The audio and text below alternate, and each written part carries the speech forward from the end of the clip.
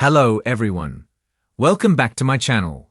I hope everyone is having a nice day. Before we begin the video, please subscribe and give the video a thumbs up. General Hospital spoilers and updates for Thursday, June 5. Tease help needed, disappointed lover, and bombshell revelations. Anna Devane, Finola Hughes, asks for Jason Morgan's, Steve Burton, help. Lucky Spencer's, Jonathan Jackson, a disappointed lover, and Carly Spencer, Laura Wright, exposes a bombshell revelation. Anna asks Jason for his help concerning proving what Professor Henry Dalton's, Daniel Goddard, really up to. She tells Jason that she needs his help to prove that she's right, after being turned down by Jack Brennan, Chris McKenna. Anna suspects that there is a reason involving her granddaughter Emma Scorpio Drake, Braden Bruner, behind Dalton's taking a job in Port Charles. Previously, he had been doing his research at the same university that Emma had been studying in, and got expelled when she got too close to what he's really up to. Now she worries that Emma will be in some kind of Dalton-caused trouble again, and possibly even in danger. Elsewhere, Lucky just got turned down for his marriage proposal to Elizabeth Baldwin, Rebecca Herbst. They've been married twice before. Lucky is close to tears as he asks her if she's saying no forever. Perhaps he realizes that he may need to be on more of a probationary period before taking a big step like that. Lucky should understand Elizabeth's reluctance to marry him again considering their past marriages. He will likely ask now what he can do to prove himself to his longtime love. He's loved her since they were teenagers. In the meantime, Brennan gives strict orders to Jocelyn Jacks, Eden McCoy, and this probably pertains to her relationship with Emma and being Professor Dalton's assistant. He charges her, under no circumstances are you to run interference. It's understandable even though Joss and Emma have always been rivals, although on a truce of sorts now. If Joss saw Emma in trouble with Dalton, she may intervene. This is not likely making much sense to Joss, but she nods yes with a grave look on her face. She understands she could blow the whole mission by getting involved in a side issue. At the Metro Corp pool, Sonny Corinthos, Morris Bernard, catches up with Maxie Jones, Kirsten Storms. It sounds like the subject they're discussing is a deep one. As she tells Sonny, we put our misgivings aside until we have a reason not to. It sounds like a discussion concerning Brooke Lynn Quartermaine Chase, Amanda Seton, although it may not. Maxie and Lulu Spencer, Alexa Havens-Bruning, have always been good friends, and Sonny knows of the dysfunction between Brooke Lynn and Lulu going back years. Carly is furious that Sasha Corbin, Sophia Matson, has been bullied into revealing Michael Corinthos, Rory Gibson, is the father of her baby while on the witness stand. This is a strike against Michael being able to get sole custody of his other two children, considering Willow Corinthos, Kathleen McMullen. Infidelity is a hot-button issue. Carly loses it at Nina outside the courtroom, where Drew Kane, Cameron Matheson, and Rick Lansing, Rick Herbst, look on. Carly comes at Nina shouting, "It was you," and she'll expose the bombshell revelation that Nina was behind Drew's being dosed with ketamine. Drew will certainly have something to say about that. In the meantime, back inside the courtroom, Sasha is in pain on the stand. As she says she thinks she's in labor, that's certainly bad timing. It would have been better if her labor pains started before Rick started badgering her about the father of her baby, possibly scoring a court continuance. It's obvious she's not faking in order to do exactly that, as she was already forced into blurting out the truth. Michael will rush up to the stand and try to help, as everyone else seems to be arguing outside the courtroom doors. An interesting spoiler says Willow springs into action. Might she wind up delivering Michael and Sasha's baby? Port Charles is a city that never sleeps, and as the summer sun rises on Thursday, June 5, the tangled lives of its residents reach new emotional highs and devastating lows. On a day when secrets boil over and relationships hang by a thread, General Hospital is prepared to deliver one of the most explosive episodes in recent memory. Loyalties will be tested, unexpected alliances will form, and some of our favorite characters may never be recent chaos. Help is urgently needed, and not everyone who needs it is willing to ask. One Port Charles resident finds themselves on the brink, pushed to the limit emotionally and physically.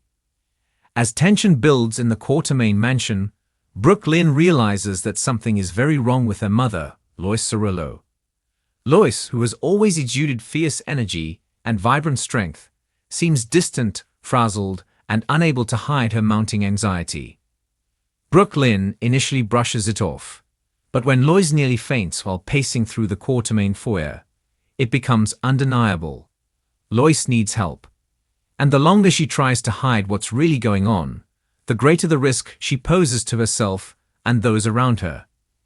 At GH, Dr. TJ Ashford is working double shifts and trying to balance his professional obligations with personal heartbreak. He hasn't spoken to Molly since their fight last week, and the silence between them feels louder than ever. When a trauma case arrives, a young mother brought in after a car accident, TG throws himself into work, but it's clear he's emotionally fraying. The woman reminds him of Molly, of what they had, and what they might have lost forever. While saving lives comes naturally to TJ, saving his own relationship may prove far more difficult. Meanwhile, over at the Invader, Alexis Davis faces a crossroads. Her reinstatement to the bar is back on the table, and while Diane is cheering her on, Alexis isn't sure she's ready to return to the courtroom. But someone unexpected shows up with a powerful plea: Christina. Desperate to repair their fractured bond, Christina begs her mother not to give up on this opportunity. "You always told me to fight for what I want," she tells Alexis through tears. "Now I'm asking you to do the same." For Alexis, who has long struggled to balance motherhood with her own desires, Christina's plea lands with impact. Will she say yes to the law, and possibly yes to repairing her place in her daughter's lives? Elsewhere in Port Charles, a lover's disappointment shakes the foundation of a long-standing romance.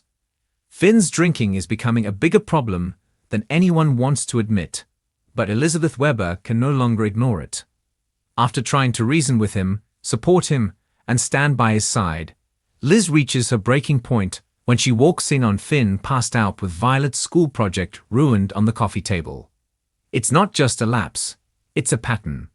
And for Liz, who's lived through the consequences of addiction before, it's terrifying.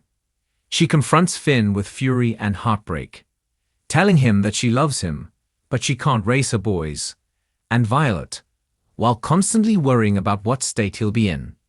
For the first time, she doesn't just threaten to leave, she walks out.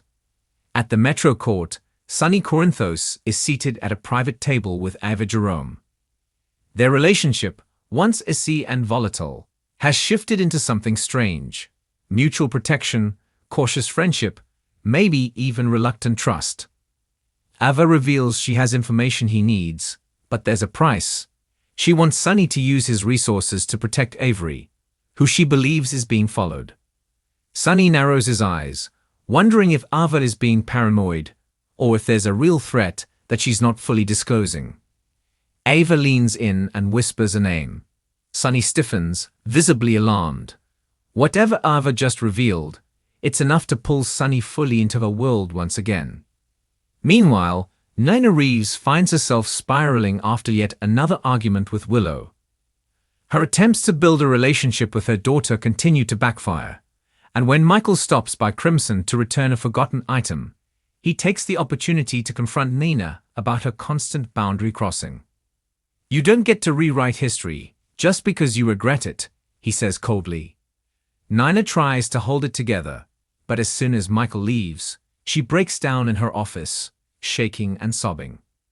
Later, Valentine stops by, sensing her distress. He offers comfort, but also a painful truth. Sometimes loving someone means letting go of the version of the relationship you wish you had. Whether Nina will accept that, or double down on forcing a connection, is yet to be seen. In the halls of General Hospital, another secret threatens to explode. Sam McCall has been suspicious of Drew for weeks, especially after his recent trips and mysterious phone calls. On Thursday, Sam finally follows her instincts and tails Drew to a closed-door meeting with someone who looks eerily familiar, Jasper Jax. Hidden around the corner, Sam overhears fragments of their conversation. Words like project, cover up, and leverage ring out, leaving her shaken. What is Drew mixed up in? And why is Jax back in Port Charles at all? Is this a business partnership, or something far more dangerous? Just when it seems things can't get more complicated, Carly Corinthos receives a shocking phone call that changes everything. On the other end is her mother, Bobby Spencer, frantic and out of breath. "Carly, you need to come home now," Bobby says. "It's Luke. There's been a development." The call cuts off before Carly can respond, but the message is clear. Something is happening that could bring back one of GH's most legendary characters in some form. Whether it's a return, a reveal, or a legacy twist remains to be seen, but the Spencer family is about to be thrown back into the spotlight. In a small but intense moment, Jocelyn Jax and Dex Heller have a raw conversation that may alter the course of their future. Dex has been keeping his distance ever since the shootout that nearly cost them everything, but Joss can't take the emotional whiplash any longer. She demands answers, and Dex finally confesses. He's afraid, not just of the danger, but of who he's becoming. "I wanted to protect you," he says, his voice cracking. "But I think I'm the thing you need protection from." Joss, torn between her love and her fear, kisses him, softly, mournfully, and whispers, "Then prove me wrong." Whether Dex stays or walks away for good remains to be seen. Thursday's episode won't just be a day of emotional outbursts. It will be a day of transformation. Characters who've stood still will be forced to move, and those who've run from the truth will be cornered. The bombshell revelations promise to reverberate for weeks to come, affecting families, friendships, and fragile alliances. Curtis Ashford may also get stunning news, possibly from a test he's been waiting for. He's been trying to remain hopeful amid his recovery, but there's an undercurrent of fear. When Marshall brings in a sealed envelope from GH, Curtis stares at it for a long time before opening it. The look on his face as he reads the results says everything. Whether it's good news or another setback, it could change how he sees his path forward, not only for himself, but for his relationship with Portia and Trina. Laura Collins, always the quiet observer and occasional power player, will have a conversation with Anna Devane that could redirect the entire PCPD investigation into the recent series of assaults. With a new suspect surfacing, someone from Laura's distant past, the stakes are higher than ever. Anna, haunted by her own history, feels that the case is becoming personal in a way that disturbs her deeply. She fears what they'll uncover next, and whether she'll be able to face it.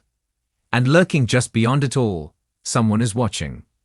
A mystery figure shown only in shadow appears briefly in the final moments of the episode. Their hand moves over a board covered in photos, lines of red string, and names: Sunny, Carly, Anna, Michael, Ava. Whoever this person is, they've been tracking the players of Port Charles for quite some time. And whatever plan they're putting into motion, it's about to begin. With tension thick and revelations poised to rock every corner of the canvas, General Hospital's June 5 episode promises to deliver all the emotional firepower viewers have come to love. And then some. Whether it's a cry for help, a heart broken in silence, or a secret weapon finally being unleashed, Thursday will mark a turning point in stories that have been months, even years, in the making. No one will leave the day untouched, and nothing will ever be the same again. Thanks for watching this video, and please subscribe our YouTube channel for more update news.